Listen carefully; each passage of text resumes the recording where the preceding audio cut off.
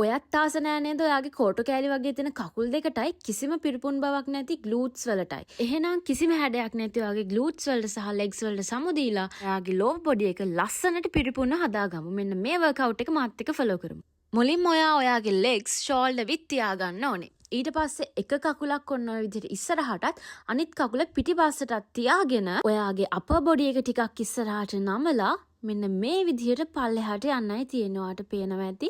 මාත් එක කරමු. මේ වීඩියෝ එක අන්තිම වෙනකම් බලන්න. මම ඔයාලට මේකෙන් කරන්න ඕන රෙප්ස් ගන්න වගේම ඔයා ෆලෝ කරන්න ඕන මීල් ප්ලෑන් එක ගැනත් මම කියනවා. මේකෙන් ඔයා පල්ලෙහාට ගිහිලා උඩට එනකොට ඔයාගේ බිම තියෙන කකුල, ඒ කියන්නේ ඔයාගේ ඉස්සරහා තියෙන කකුලේ හීල් එකෙන් එහෙම නැත්නම් විලුමෙන් ප්‍රෙස් කරලා තමයි උඩට එන්න ඕනේ. මේක ඔයාගේ බොඩි එකේ ඉනර් තයි එකට එහෙම නැත්නම් මම මේ පෙන්නලා දීලා තියෙන කොටසට හොඳට වදිනවා.